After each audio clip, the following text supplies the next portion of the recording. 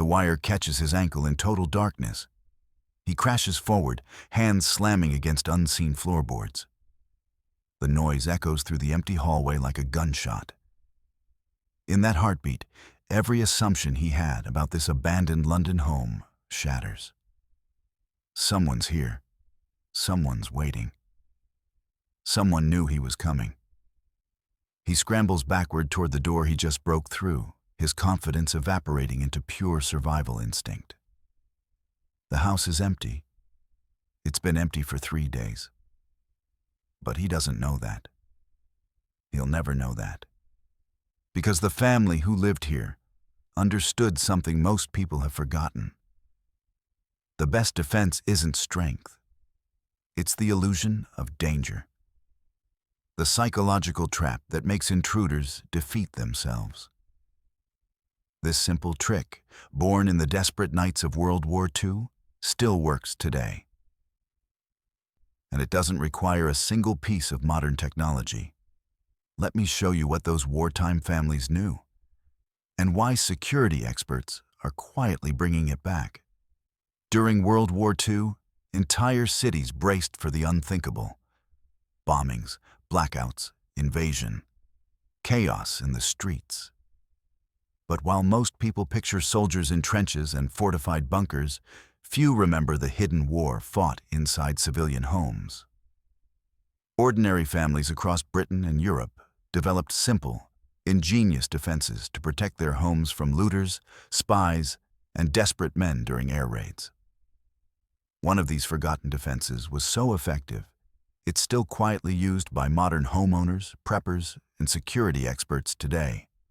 It didn't need electricity, no weapons, no complex alarm systems, just a few household tools and a clever understanding of human psychology.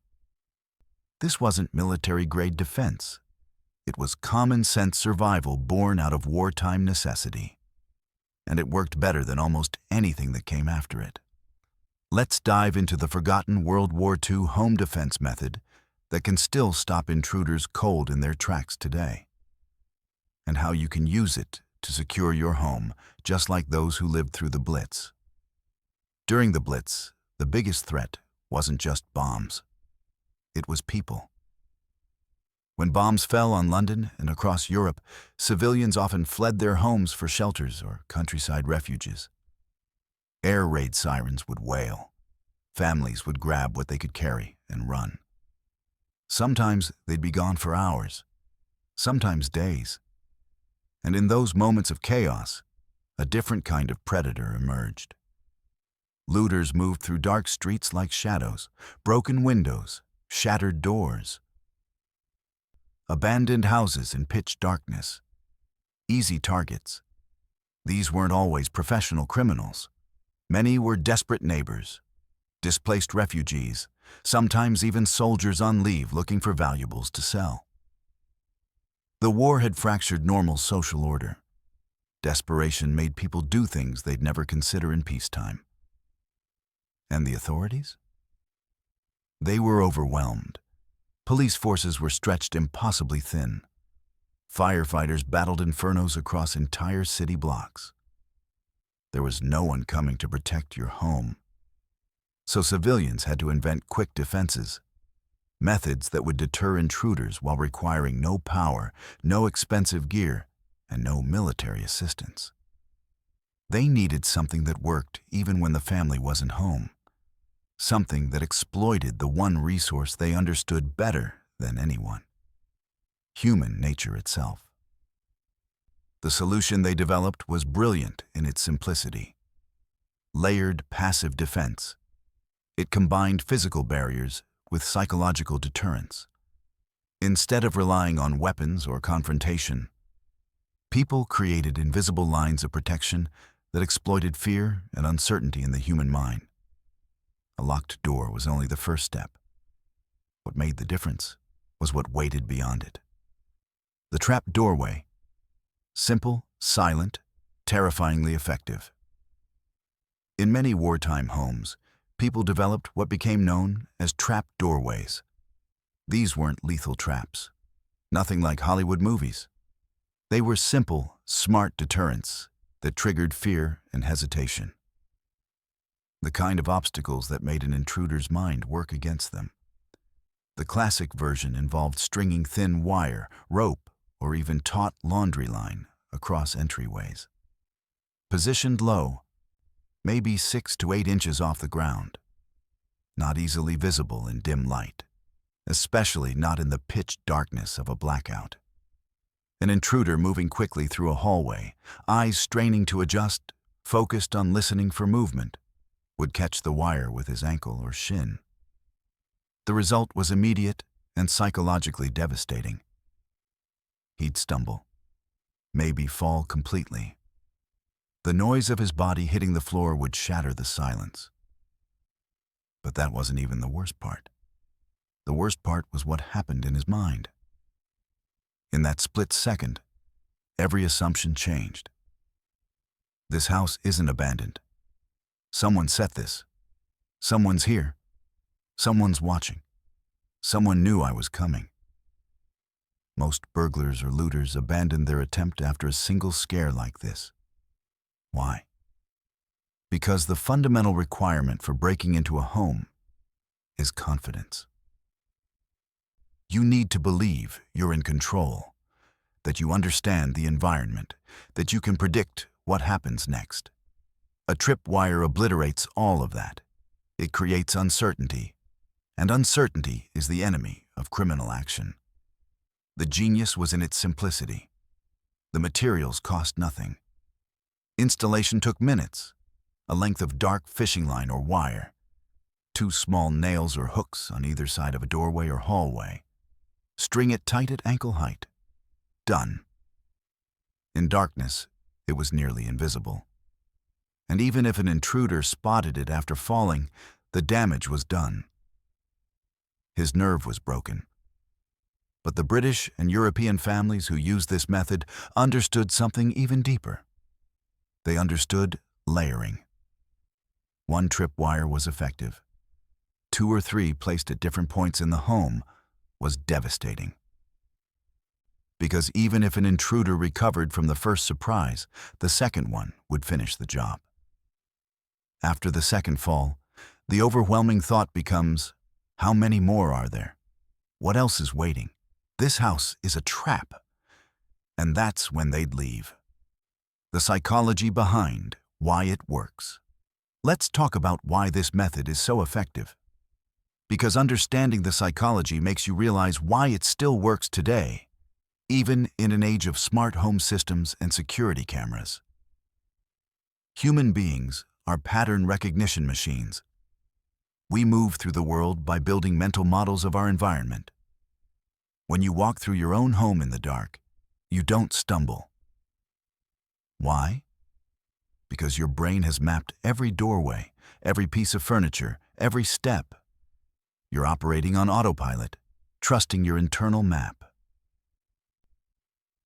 An intruder entering an unfamiliar home doesn't have that map. He's operating in hostile territory with incomplete information. But here's the key. He's trying to build that map as fast as possible. Every second he spends inside increases his risk of being caught. So he moves quickly. He makes assumptions. He trusts his instincts about where doorways are, where furniture might be, what's safe to touch. A tripwire destroys that entire cognitive process. It's an unexpected variable that invalidates his mental model. Suddenly, he can't trust his assumptions anymore. His instincts have failed him, and now he's forced to move slowly, carefully, checking every step. But moving slowly means more time in the house, more risk, more chance of being discovered. This creates a psychological bind. Move fast and risk more traps. Move slow and risk getting caught. Either way, he's lost the advantage. Most intruders, when faced with this bind, simply leave. The risk-reward calculation shifts instantly. Whatever they hope to steal isn't worth this level of uncertainty and danger. There's another layer too. The tripwire signals intelligence. It tells the intruder that whoever lives here thought ahead, prepared. Set defenses. That person is probably not someone to mess with. And if they were clever enough to set one trap, what else have they prepared? Are they watching right now? Do they have weapons positioned? Is this house worth the risk? Fear does the work for you. This is why passive defense systems can be more effective than active ones. An alarm that blares might scare an intruder, but it also tells him exactly what he's dealing with. A tripwire in darkness? That tells him nothing, except that he's in danger he can't see or predict. Modern applications. How to use this today. Now, here's where this gets practical. You can replicate this same principle today, safely and legally, using modern variations that are even more effective than the original wartime methods. The key is understanding what you're actually doing. You're not trying to hurt anyone. You're trying to create surprise, uncertainty, and the illusion of an actively defended home. You're exploiting psychology, not force. Modern tripline alarms. Instead of silent tripwires, you can use battery-powered tripline alarms. These are small devices available at most outdoor or security stores. You string a thin wire or cord across an entryway, and when someone breaks the line, a loud alarm sounds. Some versions can reach 120 decibels. That's as loud as a chainsaw. The psychological effect is even stronger than the original WWII method. The intruder not only falls or stumbles, but now there's a screaming alarm telling him he's been detected. Even if you're not home, his brain assumes you are, or that neighbors can hear, or that police are being notified. The overwhelming impulse is to flee immediately. Place these strategically. Not at the front door, that's too obvious.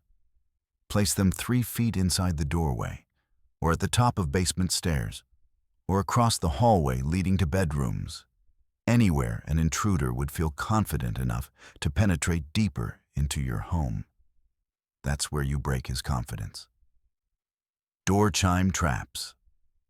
Another variation uses magnetic door chimes. These are normally used to alert shop owners when someone enters. But you can place them on interior doors, not exterior ones. The intruder bypasses your locked front door. He thinks he's gotten past your defenses. Then he opens the bedroom door and a loud chime sounds.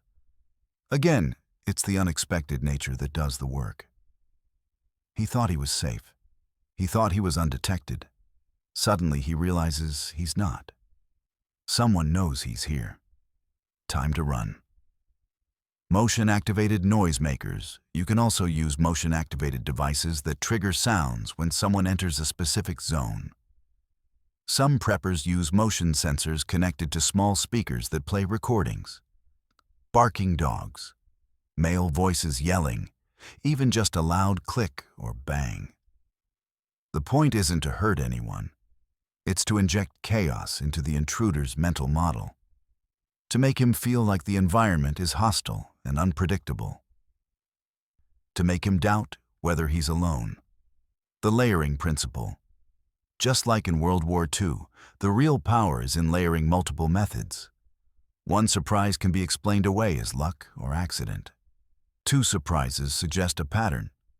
3 or more. That's when the intruder's mind fully breaks. He's not thinking about what he came to steal anymore. He's thinking about escape. Place a tripline alarm near the entry point he's most likely to use. Place a door chime on the hallway door leading to your bedroom. Place a motion sensor in the living room near valuables. Each layer compounds the psychological pressure. Each layer whispers the same message. You're not in control here. This house is defended. Get out.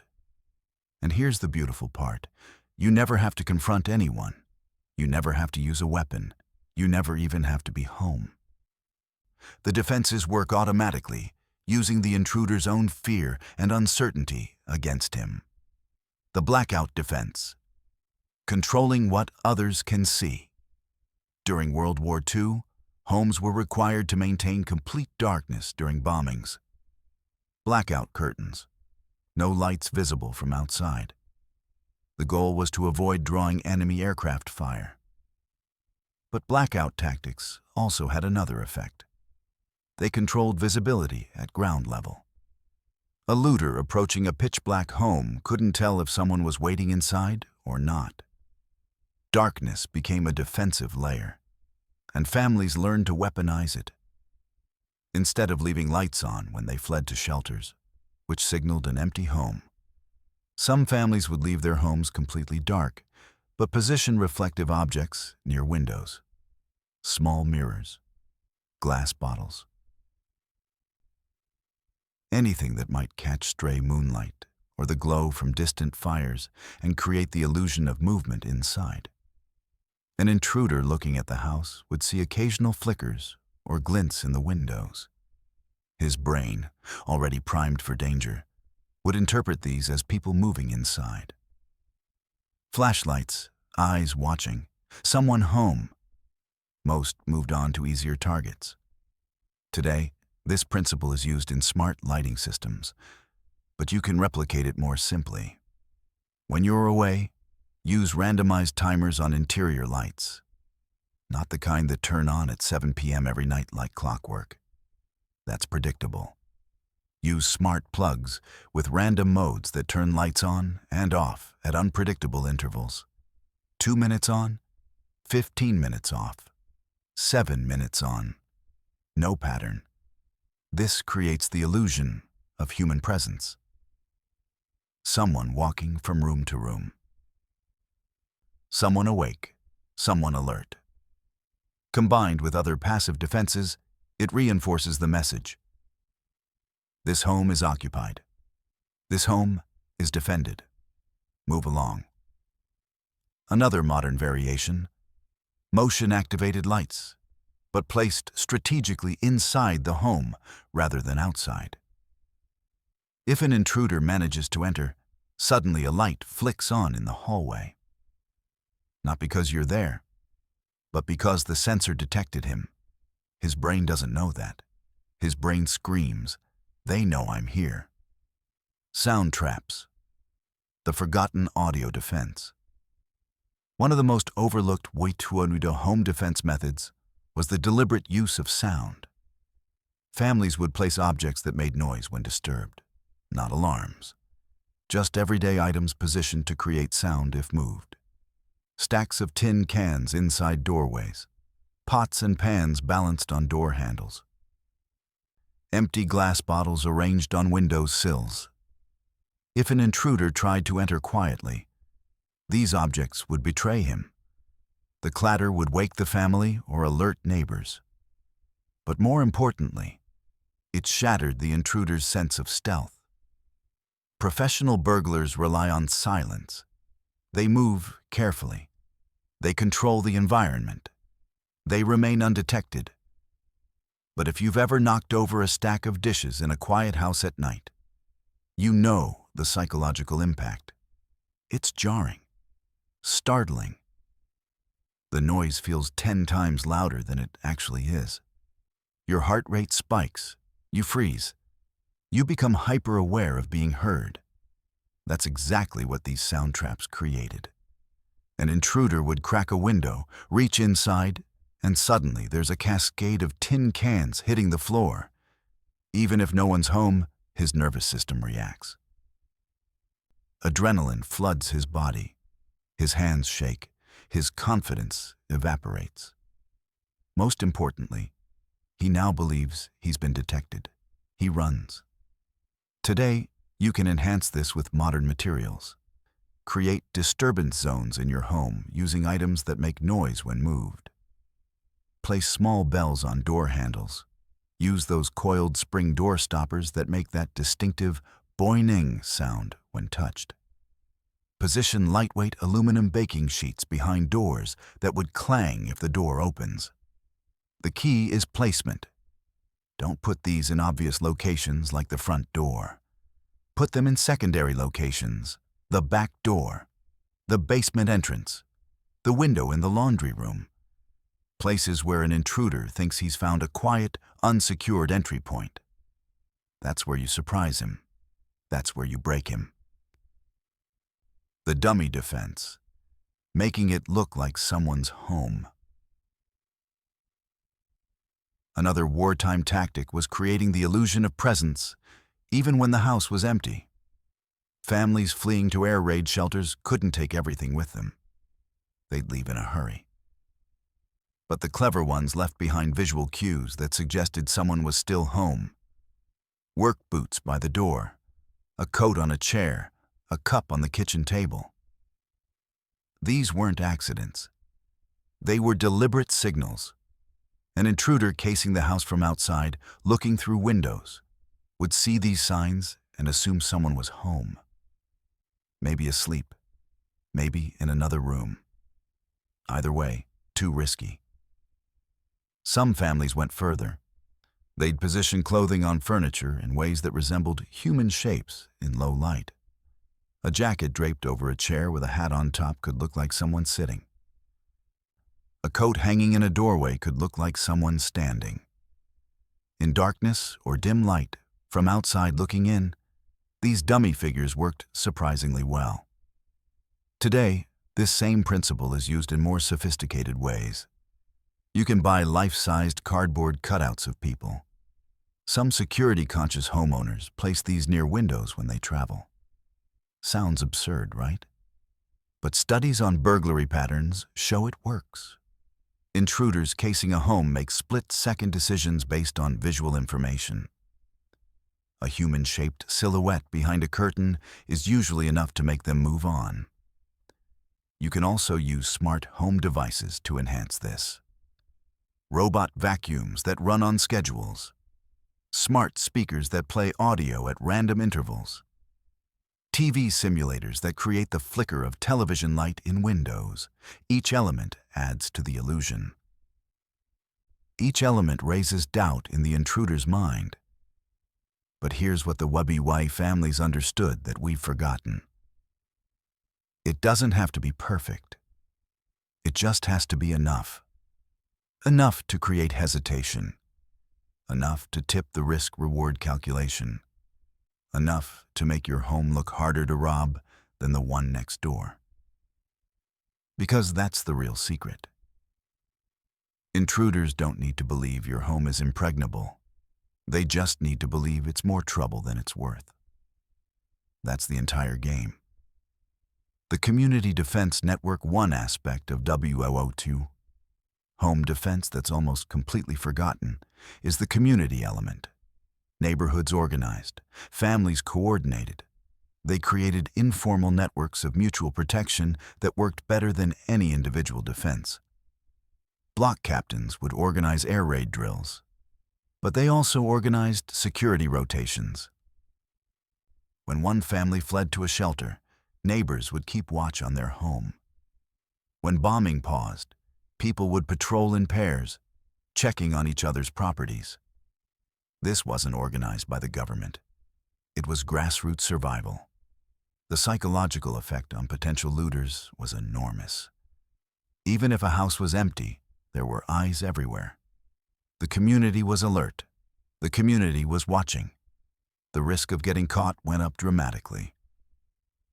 There's a reason crime rates often drop during major disasters in tight-knit communities. It's not because criminals suddenly develop morals. It's because the social surveillance network activates. Everyone's watching everyone. Strangers stand out. Suspicious behavior gets reported immediately. Today, this principle is replicated in neighborhood watch programs and community apps like Neighbors or Nextdoor. But you can create your own informal network without any apps. Just talk to your actual neighbors. Exchange phone numbers. Agree to watch each other's homes when someone travels. Report suspicious activity immediately. This isn't paranoia.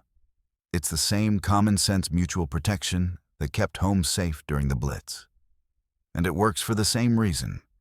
It raises the cost of criminal action. An intruder doesn't just have to worry about the homeowner. He has to worry about 20 people on the block who all know each other and communicate. Why this still works better than high-tech solutions. Here's the uncomfortable truth that security companies don't want you to know. Most modern alarm systems have a critical weakness. They're reactive, not proactive. They detect intrusion and then respond. But by the time they respond, the intruder is already inside your home. Sure, an alarm might scare him off. Might. Studies show that experienced burglars can disable or circumvent many alarm systems in under 60 seconds. They know how these systems work. They've studied them. They know the installation patterns, the sensor locations, the response times. But a tripwire in darkness? A sound trap positioned where it shouldn't be? A pattern of lights that doesn't make sense? These aren't in any manual. These aren't predictable. These exploit human psychology in ways that can't be circumvented with knowledge or tools. There's another advantage. Cost. A comprehensive modern security system can cost thousands of dollars. Professional installation. Monthly monitoring fees, maintenance costs. And if you rent rather than own, you might not even be able to install one. The WWII methods cost almost nothing. Fishing line or paracord. Battery-powered alarms from the hardware store. Timers for lights, rearranging objects you already own. Total investment? Maybe $50, maybe less. And it works. There's also the question of failure modes. Electronic systems fail. Batteries die, sensors malfunction, internet connections drop. Power outages disable systems, and when they fail, they usually fail silently. You don't know your security system isn't working until it's too late. Passive physical defenses don't fail. A tripwire doesn't need power. A stack of cans doesn't need Wi-Fi. A mirror reflecting light doesn't need batteries. These methods are inherently resilient. They work in blackouts. They work in storms. They work when everything else fails. And here's the most important part. They work on psychology, not technology. Human nature hasn't changed since World War II. Fear, uncertainty, and the instinct for self-preservation are hardwired. No matter how sophisticated burglars become, no matter what tools they have, they're still human. They still feel fear. They still want to avoid risk. And that's what these methods exploit. Implementing your own layered defense. So how do you actually implement this? Let's walk through a practical, step-by-step approach that takes the WWII principles and adapts them to a modern home. Step 1. Identify entry points. Walk around your home like an intruder would. Where are the vulnerable spots? Back doors, basement windows, side gates. So not anywhere that's not clearly visible from the street. These are your priority zones. Don't worry about the front door. Most burglars don't use front doors. They're too exposed. Focus on the hidden access points. Step 2. Layer 1. Create noise zones. At each vulnerable entry point, create something that makes noise if disturbed.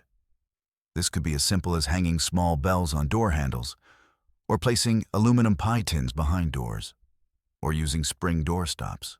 The goal is to eliminate silent entry, make it impossible for someone to enter without creating sound. Step 3. Layer 2.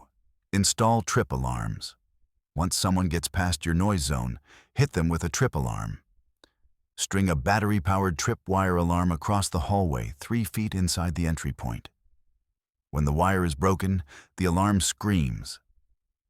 Position this where an intruder would feel safe, where he thinks he's gotten away with the break-in. That's where you shatter his confidence. Step 4. Layer 3. Visibility control use, lighting to create uncertainty. Set up random timer patterns on interior lights. Use motion-activated lights in key rooms. Create the illusion of presence even when you're not home. Don't make it predictable. Make it random. Make it confusing. Step 5. Layer 4. Visual deterrence. Leave strategic visual cues near windows, shoes by the door, a jacket on a chair, maybe even a dummy figure positioned where it can be seen from outside. The goal is to make anyone casing your home uncertain whether someone's inside or not. Step 6. Layer 5. Psychological signaling. This is the subtle layer. Place signs or stickers suggesting security measures. Protected by security system signs, even if you don't have one. Beware of dog signs, even if you don't have a dog. NRA stickers. Home defense training certificates in windows. These are psychological warfare. They make potential intruders think twice. They tip the risk calculation. Step 7. Test and adjust. Walk through your own defenses as if you were an intruder. What would you see? What would you hear? Where would surprise come from? Adjust based on what you find. The goal is to create multiple moments of uncertainty, multiple points where an intruder's confidence breaks. The total cost, probably under $100. The effectiveness, arguably better than a $1,000 alarm system, because you're not relying on one method. You're layering psychology, surprise, and uncertainty in ways that compound each other. The ultimate lesson from World War II. Here's what those wartime families understood in their bones. Security isn't about strength. It's about unpredictability. It's about making the other person doubt themselves. It's about creating an environment where the risk feels greater than the reward. They didn't have advanced technology. They didn't have police protection. They didn't have anything except their wits and their understanding of human nature. And they created defenses that worked so well, we're still using the same principles 80 years later. Think about that. In an age of artificial intelligence and facial recognition and smart home systems, the methods that work best are the same ones people used with fishing line and tin cans in 1940. Because the technology changed, but human psychology didn't. Fear still stops people. Uncertainty still breaks confidence. Surprise still creates chaos. These are constants. These are the foundation of effective defense. The families who survived the Blitz weren't lucky. They were smart. They understood something fundamental about security that we've somehow forgotten in our rush to buy expensive systems and sophisticated technology. The best defense makes the attacker defeat himself, makes him choose to leave on his own, makes him believe the danger is greater than it actually is. That's the lesson. That's the forgotten trick, not the specific wire or alarm or trap, but the underlying principle. Make them fear what they don't know. Make them doubt what they think they understand. Make them believe your home is more dangerous than it actually is. And they'll move on to an easier target every single time. Conclusion. Common sense defense. For uncertain times. We live in uncertain times. Home invasions are rising in many areas. Police response times are stretching, and the cost of security systems keeps climbing while their effectiveness remains questionable. Meanwhile, there's this forgotten body of knowledge from World War II. Simple methods that cost almost nothing and work better than most modern solutions. The families who developed these defenses weren't security experts. They were ordinary people facing extraordinary circumstances. But they understood something we've lost. Security isn't about building fortresses. It's about psychology. It's about making potential threats choose different targets. It's about turning the intruder's own mind against him. You don't need to spend thousands of dollars. You don't need professional installation. You don't need ongoing monitoring fees. You need fishing line, some basic hardware store items, and an understanding of how fear and uncertainty work in the human brain. Layer these defenses. Make your home unpredictable. Create multiple moments where an intruder's confidence breaks. Because at the end of the day, that's what stops intrusions. Not technology, not force, not confrontation, but the simple psychological reality that criminals are risk calculators. They're looking for easy targets. Make your home feel dangerous and uncertain, and they'll calculate their way right past your door and onto someone else's. The people who survived the Blitz knew this. They lived it. They proved it worked. And now you know it too. The defense trick that turned homes into fortresses during World War II isn't gathering dust in history books. It's right here. Available to anyone willing to think like those wartime families thought, to understand what they understood about human nature and fear and the power of uncertainty. Your home doesn't need to be a fortress. It just needs to feel like one to anyone stupid enough to try breaking in. And with the methods you've learned here layered together, it will. The wire catches their ankle in total darkness. They fall. They panic. They run. Just like they did in 1940. Just like they'll do today. Because some things never change. And fear is one of them.